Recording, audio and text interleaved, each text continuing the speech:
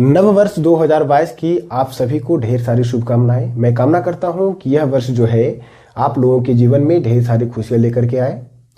तो चलिए आज के इस वीडियो में हम लोग सीखेंगे दशमलव रूप की संख्याओं को p/q के रूप में लिखना, यानी कि परिमेय संख्या के रूप में लिखना दशमलव के संख्याओं को, है ना।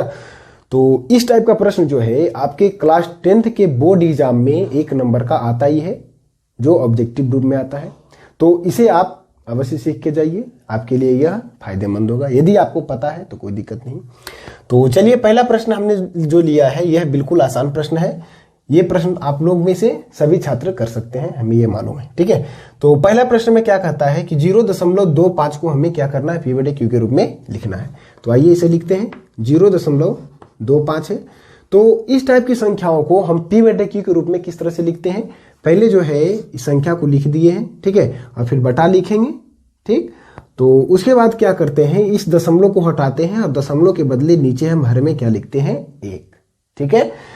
और दशमलव के बाद जितनी भी संख्याएं हैं, है ना, उसके बदले उतना शून्य हम डालते जाएंगे। तो दशमलव के बाद 2 संख्याएं थी, तो दशमलव के बाद हमने क्या किया, 1 के बाद 2 शून्य डाल दिया। अब ये कट रहा है तो इसको काट देंगे, ऊपर कुछ नहीं आया तो 1 आ गया, नीचे 25 चौके 100, मतलब 0.25 का जो वैल्यू है किसके बराबर आ गया, 1/4 के वैल्यू, ठीक है। तो यह संख्या 0.25 जो है दशमलव रूप की संख्या, यह p/q के रूप में लिखा जा चुका है। इसका वैल्यू किसके बराबर है, 1/4 के बराबर है। तो यह प्रश्न आपने समझ चुके हैं।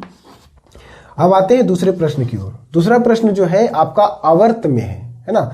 दशमलव भिन्न का जो रूप दिया गया है वो क्या है, आवर्त के रूप में है। आइए इसे लिखते हैं। पहले क्या दिया हुआ, 6.46, इस पे क्या है, आवर्त है, ठीक।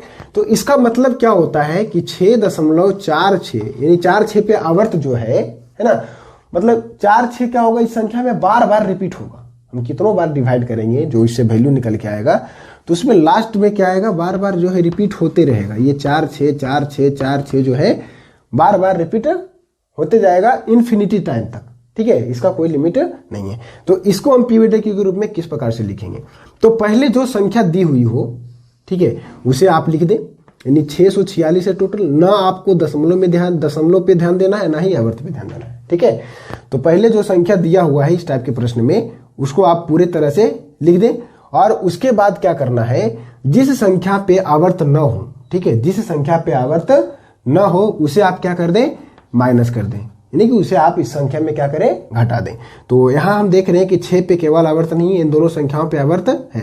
यदि दशमलव के बाद भी कोई ऐसी संख्या रहता है जिसपे आवर्त नहीं है, तो आपको भी उसको साथ में मिला करके लिखना होता है, ठीक है। तो जो टोटल संख्या दिया हुआ पहले उसे लिखना है, ठीक है, उसको हम लिख दिए हैं। और जिसपे आवर्त नहीं है उसको भी हम लिख दिए, माइनस कर दिए।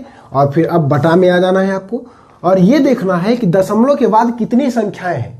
तो दशमलव के बाद कितनी संख्याएं हैं, टोटल 2 संख्या है। तो 10 का घात में आपको उसको लिखना है, 2 संख्या है तो 10 का घात क्या देना है आपको, 2। फिर इसमें आपको क्या करना है, घटाना है। क्या घटाना है कि दशमलव के बाद कितनी ऐसी संख्या है जिसपे आवर्त नहीं है ना। दशमलव के बाद कितनी ऐसी संख्या है जिसपे आवर्त नहीं है। तो हम देख रहे हैं कि दशमलव के बाद कोई भी संख्या नहीं है जिसपे आवर्त नहीं हो, सभी पे आवर्त दिया हो। दशमलव के बाद 2 संख्या है, दोनों पे आवर्त है, मतलब कोई भी संख्या नहीं है। तो इसका मतलब क्या करना है आपको, 10 का घात 0 घटाना है। एक भी संख्या पे आवर्त नहीं है तो क्या करना है, 10 का घात 0 घटाना है।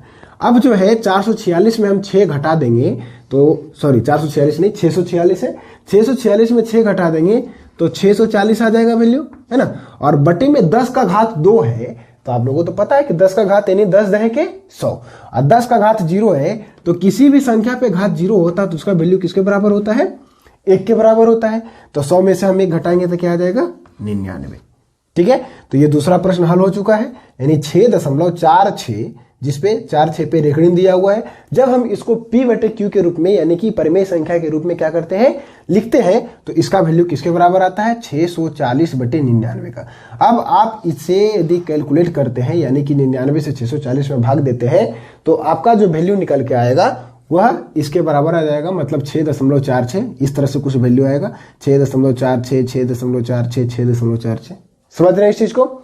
चलिए अगले प्रश्न की तरफ चलते हैं, प्रश्न नंबर 3 की तरफ, ठीक है, इसे आप नोट कर सकते हैं। तीसरा प्रश्न में आपका क्या कहता है कि 4.6732 है और आपका रेकरिंग जो है एक 7 पे दिया हुआ, एक 2 पे दिया हुआ। तो इसका मतलब आप ये न समझे कि केवल 7 और 2 रिपीट हो रहा है। इसका मतलब क्या होता है कि 7 से लेकर के 3 तक आपका क्या दिया हुआ इसमें आवर्त है, समझ रहे? यानी कि 4.673 ये 732 पे क्या है रेकरिंग, यानी कि 732 पे आवर्त है ना। यानी कि 732 जो है बार बार क्या होगा इस संख्या में रिपीट होता जाएगा।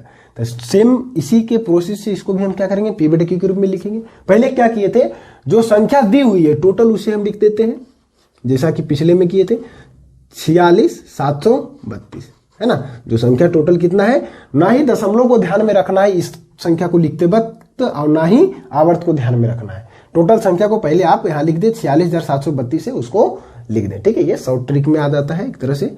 और अगला जो है क्या है, जिस संख्या पे आवर्त ना हो, है ना, जिन संख्याओं पे आवर्त न हो उसे घटा देना है, ठीक है। जो आप संख्या लिखे हैं उसमें तो आवर्त किस पे नहीं है, 4 और 6 पे नहीं है, यानी कि 4 पर 6 46 पे आपका आवर्त नहीं है, तो इसको इसमें क्या करना है घटा देना है।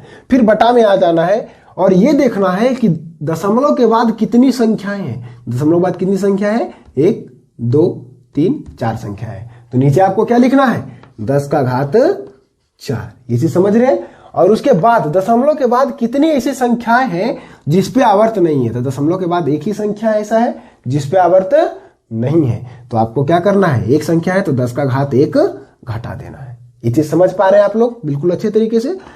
अब जो है इसको हम क्या करते हैं 46,732 में 46 को घटाते हैं, नीचे घटा के लिखते हैं। 12 में से 6 जाएगा तो क्या आ जाएगा वैल्यू 6 आ जाएगा, और 12 में से 4 जाएगा तो यहाँ पे कितना आ जाएगा 8, और यहाँ 6 बच गया, और यहाँ भी 6 है, और यहाँ पे क्या आ गया 4, और बटे में वैल्यू 10 का घात 4, 10 का घात 4 यानी कि 10,000 आ जाएगा। फिर 10 का घात 1 यानी कि 10 के बराबर, ठीक है। 10 का घात 1 है तो 10।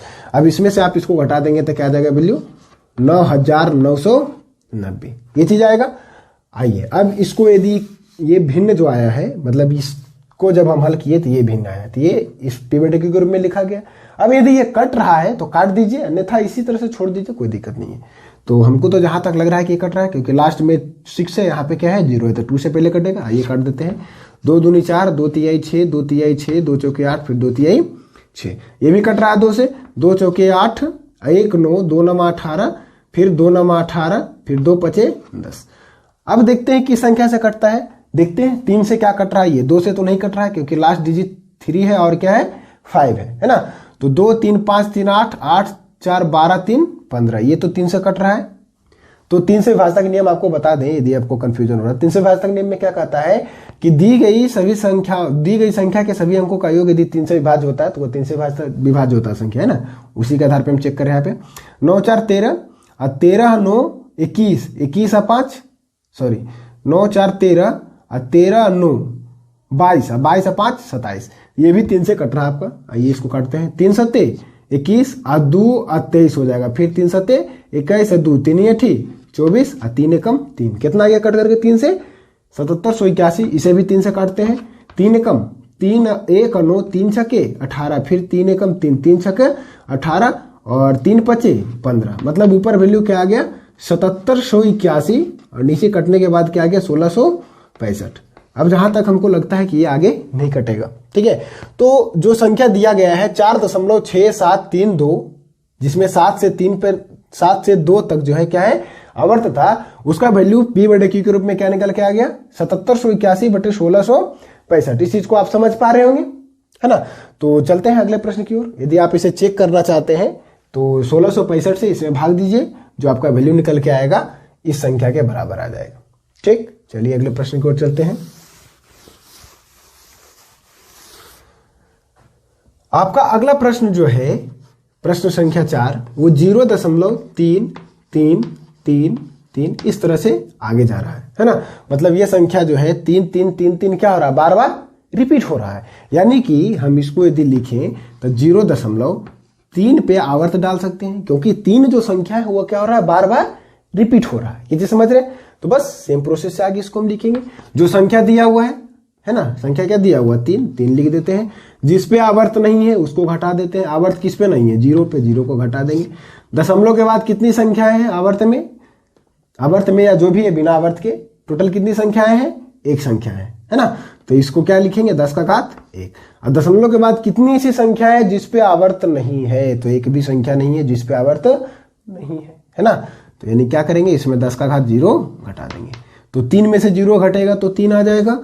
10 का घात 1 यानी कि 10, और 10 का घात 0, x का घात 0, किसी भी संख्या पे घात 0 तो उसका वैल्यू 1 के बराबर। तो यहाँ 10 में से 1 चला जाएगा तो क्या आ जाएगा? 9। ये कट रहा है तो 1/3 तिहाई 9 3 बार में कट गया। तो मतलब कितना आ गया वैल्यू? 1/3 के बराबर। जो संख्या 0.3333 बार बार रिपीट जो हो रहा है आवर्त में है, तो इसका वैल्यू किसके बराबर आ गया? 1/3 के बराबर। और यदि आप 3 से 1 में क्या करते हैं? भाग देते हैं, तो आपका जो वैल्यू आएगा वह 0.33333 के बराबर आएगा। समझ रहे हैं? चलिए अगले प्रश्न की ओर चलते हैं। यदि आप इसे नोट करना चाहते हैं तो नोट करते जाइए, वीडियो पॉज करके बैठ जा करके, ठीक है। क्वेश्चन नंबर 5 में देखते हैं। 5 में क्या है? 0.32, जिसमें 2 पे आपका क्या है? आवर्त है, नहीं रेखिड़िंग है। तो सेम उसी प्रोसेस से करेंगे, जो संख्या दिया वो उसको लिखते हैं। टोटल संख्या क्या है? 32, जिस पे आवर्त नहीं है। किस पे आवर्त नहीं है? 3 पे 3 लिख देते हैं। और दशमलव के बाद कितनी संख्याएं हैं? 2 संख्या है, तो 10 का घात 2। दशमलव के बाद कितनी ऐसी संख्या है जिसपे घात मतलब आवर्त नहीं है? दशमलव के बाद कितनी सी संख्या जिसपे आवर्त नहीं है? तो एक संख्या है, तो 10 का घात 1 माइनस करेंगे। 32 में से 3 जाएगा तो क्या आएगा? 29। और 10 का घात 2 यानी कि 100, और 10 का घात 1 यानी कि 10। तो 100 में से 10 चला जाएगा तो क्या आ जाएगा? 90। तो अगला प्रश्न का आपका वैल्यू क्या निकल के आ गया? 29/90। आप 90 से 29 में भाग दीजिए, ये वैल्यू आ जाएगा। ठीक है, चलिए छठे प्रश्न की ओर चलते हैं। क्या है? 3.7, जिसपे 7 में क्या है? रेखिड़िंग है। ये जो बिंदु है ये भी रेखिड़िंग का चिन्ह है आपका। ये जो इस तरह से लाइन खींचा जाता है ये भी क्या है? रेखिड़िंग का ही चिन्ह है। तो ये क्या है? 3.7 है। टोटल संख्या लिखा जाए 37, ठीक है। और माइनस में क्या कर देना है आपको? इसमें क्या घटाना है? जिस पे आवर्त नहीं है, तो 3 पे आवर्त नहीं है तो 3 यहाँ क्या होगा? घट जाएगा। दशमलव के बाद टोटल कितनी संख्याएं हैं? एक संख्या है, केवल 7 यहाँ दिख रहा है आप लोगों को। तो 10 का घात क्या लिखेंगे? 1। इसमें माइनस करेंगे। दशमलव के बाद कितनी ऐसी संख्याएं हैं? दशमलव के बाद कितनी ऐसी संख्याएं हैं जिसपे आवर्त नहीं है? तो एक भी नहीं है, तो 10 का घात 0 यहाँ माइनस हो जाएगा। बराबर में क्या आ जाएगा? 37 में से 3 चला जाएगा, ठीक है। 37 में से 3 चला जाएगा तो क्या आ जाएगा? 34, है ना। और बटे में 10, और यहाँ 10 का घात 0 तो वैल्यू 1 के बराबर। तो 10 में से 1 चला जाएगा तो क्या आ जाएगा? 9। तो मतलब इसका वैल्यू क्या निकल के आ गया? 34/9 के बराबर। ये चीज समझ रहे हैं आप लोग? तो 6 प्रश्न हमने उठाया था इस टाइप का, जो कि आपके एग्जाम में आता ही है। तो ध्यान करके आप इसे फिर से, मतलब आप आशा करते हैं कि आप लोग समझ ही गए होंगे। तो मिलते हैं इसके अगली वीडियो में, तब तक आप चैनल पर बने रहें तो बेहतर होगा। चलिए, धन्यवाद।